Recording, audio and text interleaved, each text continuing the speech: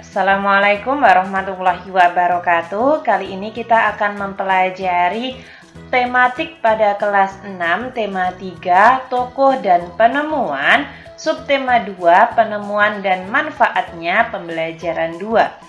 Oh ya teman-teman, di sini Kak Wafik sudah sediakan video lanjutan dari halaman awal hingga akhir. Ada juga tematik dari kelas 2 sampai kelas 6 meliputi PAI, PJOK, matematika, kurikulum merdeka, dan juga ada tematik. Kalian bisa lihat di playlist atau di channel Kak Wafik ya. Tapi jangan lupa like, comment, subscribe. Mari kita mulai. Nah, tahukah kamu siapakah penemu jam? Apa manfaat dari penemuannya untuk kehidupan sehari-hari? Di sini ada bacaan penemuan jam mekanik. Jadi pada tahun 1430, masyarakat Eropa mengenal jam yang menggunakan pegas. Lalu pada tahun 1656 terjadi perkembangan yang pesat dengan ditemukannya jam lonceng. Pada jam ini sudah terdapat jarum penunjuk menit. Lalu pada tahun 1920 ditemukan jam saku dan kemudian ditemukan jam tangan. Manusia terus melakukan inovasi untuk memiliki penunjuk waktu yang semakin tepat dan dapat digunakan sesuai kebutuhan pribadi. Sekarang teknologi jam sudah jauh berkembang. Selain jam mekanik, ada pula jam elektronik, contohnya jam digital. Manusia kemudian dapat menggunakan berbagai pilihan teknologi penunjuk waktu sebagai pedoman waktu pribadi dalam melakukan kegiatannya sehari-hari. Jadi dibuat pedoman waktu pribadi dalam melakukan aktivitas seperti itu. Ayo berdiskusi pada halaman 71. Nah, ini halamannya kurang jelas ya di buku Kak Wafik, halaman 71. Mengapa penemuan jam berkembang dari waktu ke waktu? Karena manusia terus melakukan inovasi untuk memiliki penunjuk waktu yang semakin tepat dan dapat digunakan sesuai kebutuhan pribadi. Nah, kalian cukup tulis karena manusia terus melakukan inovasi, ini saja sudah benar. Namun ketika kalian menulis semuanya itu lebih baik. Apa manfaat jam dalam kehidupan sehari-hari? Ada banyak sekali. Nah, salah satunya sebagai penunjuk waktu dalam melakukan kegiatan sehari-hari atau aktivitas. Jam membantu Siti tepat waktu. Siti selalu menggunakan jam untuk mengatur kegiatannya sehari-hari. Siti bangun pagi pukul 5 tepat.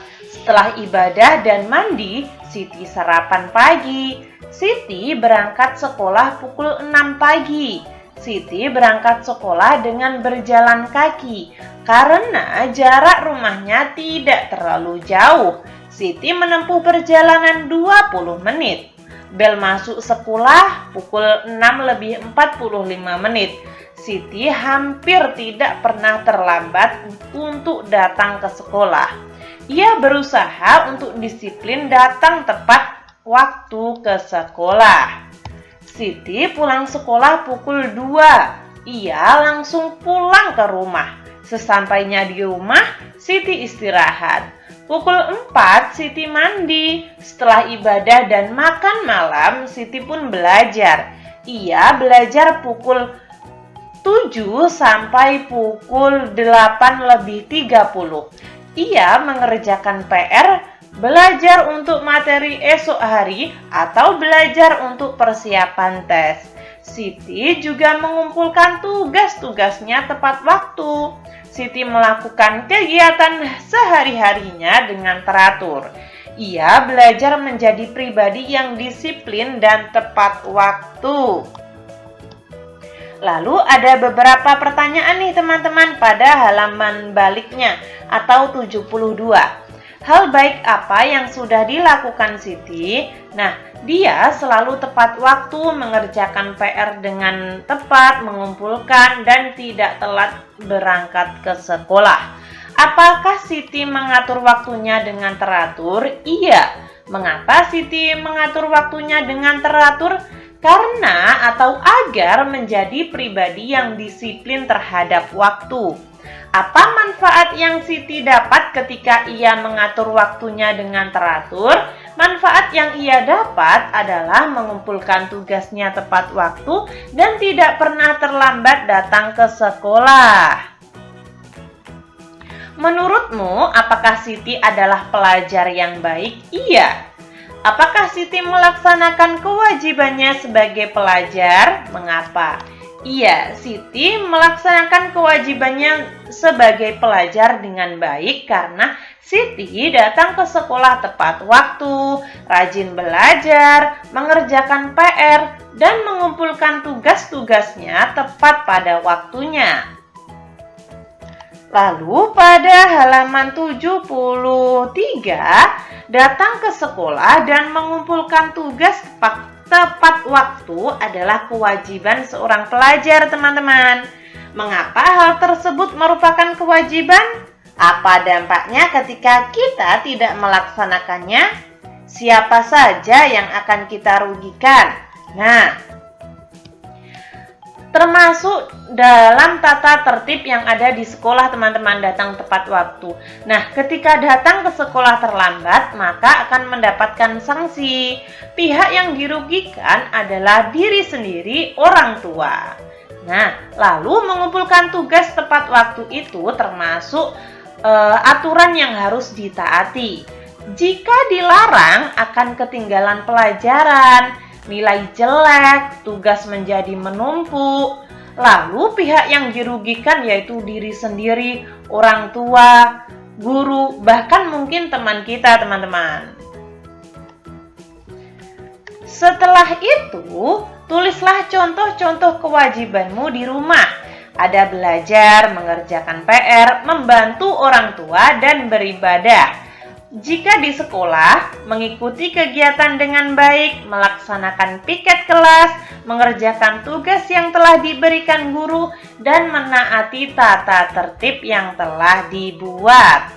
Lalu, ketika di masyarakat, mengikuti kegiatan kerja bakti, senantiasa menjaga lingkungan sekolah, menjaga fasilitas umum dengan sebaik-baiknya, menggunakan dengan sebaik-baiknya.